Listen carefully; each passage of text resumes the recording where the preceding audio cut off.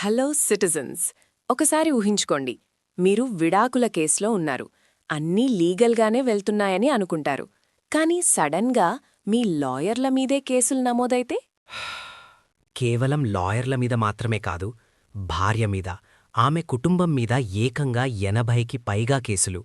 ఇదొక మామూలు కేసు కాదు.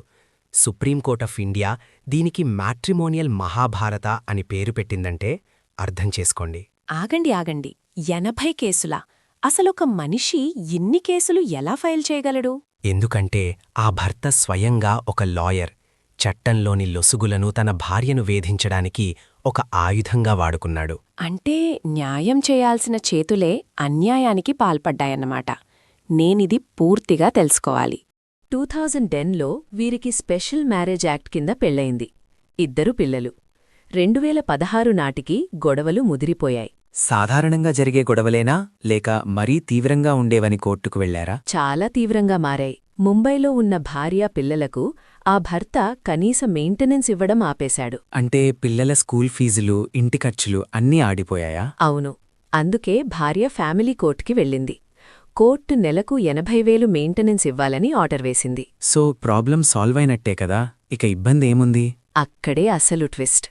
ఆ భర్త కార్పొరేట్ కంపెనీల్లో డైరెక్టర్ హోదాలో ఉన్నాడు.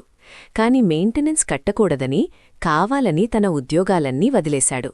నా దగ్గర చిల్లిగవ్వ లేదన్నాడు. ఒక్క నిమిషం, అలా కావాలని ఉద్యోగాలు మానేసి నా దగ్గర డబ్బుల్లేవు అనొచ్చా? ఇది మోసం కదా. ఖచ్చితంగా. ఇక్కడే ఫ్యామిలీ కోర్ట్ ఒక పవర్ఫుల్ వెపన్ వాడింది. అదే order 39 rule 11 of the code of civil procedure. అంటే ఏంటి? మన సామాన్యులకు అర్థమయ్యేలా చెప్పండి. నీ భార్యకు మెయింటెనెన్స్ కట్టేదాకా కోర్టులో నీ వాదనలు వినేదే లేదు అని కోర్ట్ అతని డిఫెన్స్ని స్ట్రైక్ ఆఫ్ చేసింది.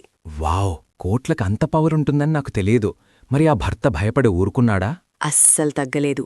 సెక్షన్ 498A ఐపీసీ కింద భార్య తనపై తప్పుడు కేసులు పెట్టిందని, protection of women from domestic violence యాక్ట్ని దుర్వినియోగం చేసిందని, ఏకంగా 20 crores నష్టపరిహారం కావాలని ఎదురు కేసు వేశాడు.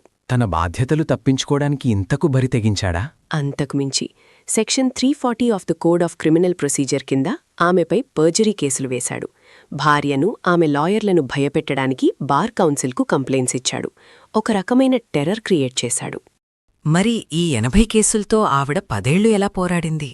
ఇది పూర్తిగా అన్యాయం. ఆవేదనతో ఆవిడ సుప్రీంకోర్టు గడప తొక్కారు. ఇక్కడే సుప్రీంకోర్టు తమ బ్రహ్మాస్త్రాన్ని ప్రయోగించింది. అదే article 142 of the constitution. Article 142వా? అంటే దానికి అర్థమేంటి?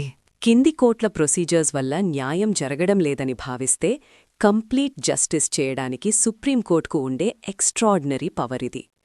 సాధారణ ప్రొసీజర్స్ దేన్నైనా పక్కన పెట్టగలరు. అంటే సుప్రీంకోర్టు ఆ భర్త ఆడుతున్న నాటకాన్ని పసిగట్టిందా? 100%. అతను ఉద్యోగాలు మానేయడాన్ని ఒక ఆర్టిఫిషియల్ వేల్గా, అంటే ఒక కుట్రగా కోర్టు తేల్చి చెప్పింది. రాజ్నేష్ వి నేహా గైడ్లైన్స్ ప్రకారం అతని బాధ్యతను తప్పించుకోలేదని స్పష్టం చేసింది. మరి భార్య పిల్లల్ని కలకత్తా తీసుకెళ్లిపోయింది అన్నాడు కదా, దానికి కోర్టేమంది? అదొక నెసెసరీ ప్రొటెక్టివ్ మెజర్ అని కోర్టు చెప్పింది. ఇలాంటి వాతావరణం నుంచి పిల్లల్ని కాపాడుకోవడానికి తల్లి చేసిన పని కరెక్టే అంది. అంతా విన్నాక ఫైనల్గా జడ్జ్మెంట్ ఏమొచ్చింది నేను తెలుసుకోవాలని చాలా ఆతృతగా ఉన్నాను. సుప్రీంకోర్టు ఆ 80 కేసులను ఒకే దెబ్బతో క్వాష్ చేసింది. ఎఫ్ఐఆర్స్, బార్ కౌన్సిల్ కంప్లైంట్స్ అన్నీ రద్దు. మ్యారేజ్ని వెంటనే డిజాల్వ్ చేస్తూ ఏకంగా 5 crore రూపీస్ అల్యూమినీ కట్టాలని తీర్పునిచ్చింది. అద్భుతం. సామాన్యులకు దీనివల్ల అర్థం కావాల్సింది ఏంటంటే, కావాలని ఇన్కమ్ దాచిపెట్టినా కోర్టుల ముందు ఆ నాటకాలు సాగవు, అవునా? అవును.